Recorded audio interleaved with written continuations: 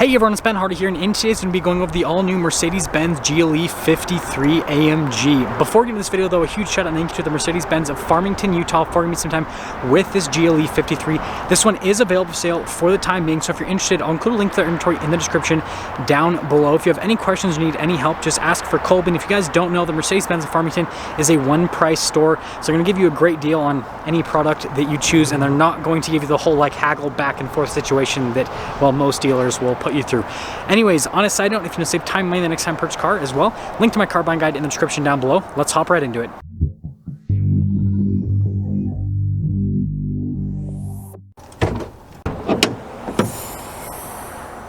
Under the hood, we have a turbocharged 3-liter inline-6 that goes through a 9-speed automatic transmission. Fuel economy is 17 around town and then 21 on the highway, because this actually also has a hybrid assist, which helps out with the fuel economy.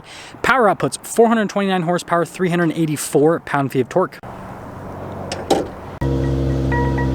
Before we go over the front end, I do want to mention, if you want to see more videos just like this, then I recommend you subscribe because I post content every single day. So starting with the hood, we've got super distinctive lines, and this color just absolutely pops. And then you guys will notice we got the itty bitty Mercedes logo there on the front.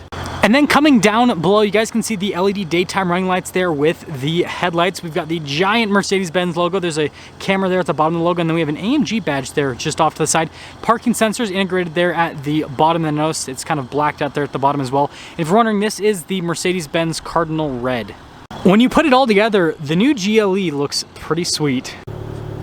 Coming on the side here, our tire and wheel setup is 275, 45, 21 in the front, and then 315, 40, 21 in the rear, so slightly staggered setup.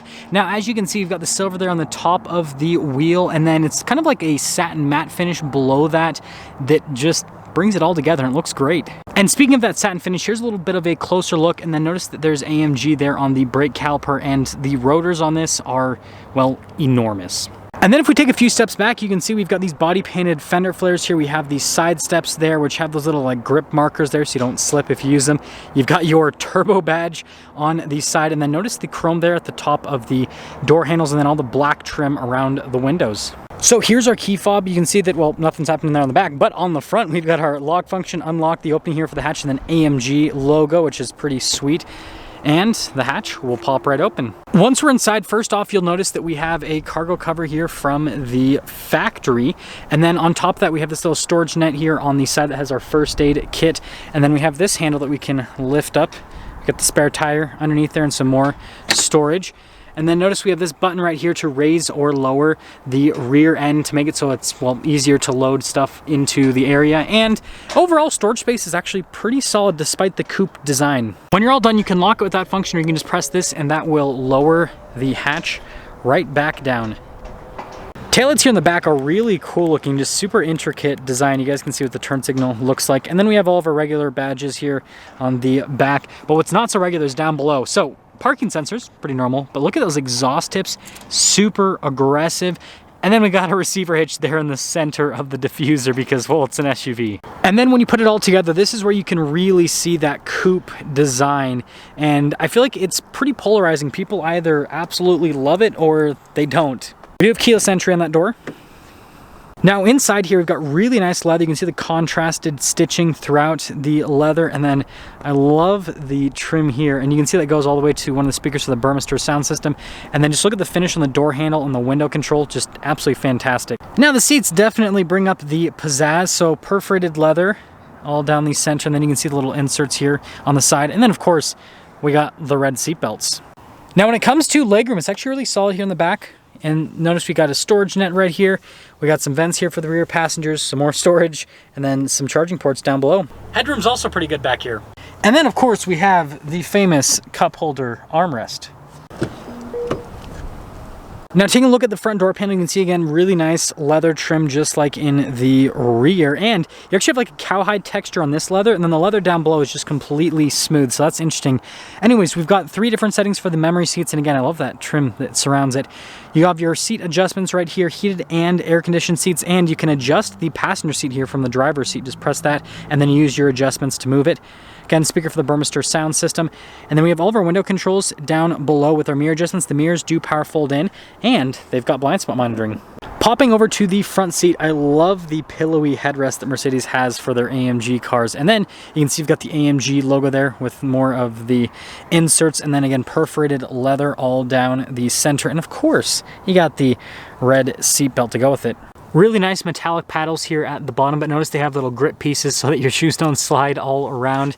And then we do have our light controls off to the side in normal Mercedes-Benz fashion. You can see the stitching all around that, and then again, look at all the trim there and then more stitching.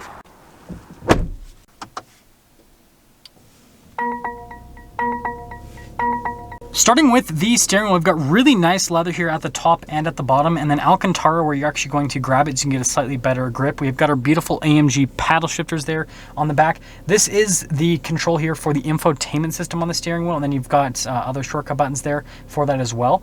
We've got our volume, voice command, phone controls on top of that, and then we have our cruise control here on the other side, and then this is the control here for the center gauge cluster. And then we've got our turn signal / windshield wiper stalk, and then yes, we do have our Mercedes column shifter. There you go, camera, good job. Now when it comes to the center gauge cluster, it's a full digital gauge cluster, and there's just so much customization with the screen. And like, look at this. First off, it's like a secondary infotainment system because you can go through all of these different bits of info, like you can control everything with this. And then on top of that, if you don't like the design, you can, well, change it to several different options. So now we're in the sport design, for example. When it comes to the camera system, it's a really solid 360 camera system. So we got that bird's eye view. You do have the backup camera as well with trajectory lines that turn with the steering wheel, and resolution's fantastic. I can also scroll through some different camera views, which is pretty cool. But when you go from reverse to drive, it'll automatically turn on the front camera if you don't already have it on, like what I just did. Now, as for the rest of the infotainment screen, first off, response time with the touchscreen functionality is fantastic. But again, I can use the steering wheel to control the screen if I want. And there's another keypad that I can use. I'll show that to you guys in a little bit. But all you need to know is there's so many different ways to control the screen. But notice that a lot of the stuff here on the screen is the same stuff that we have in the center gauge cluster that is also connected because it's like a mega screen type situation.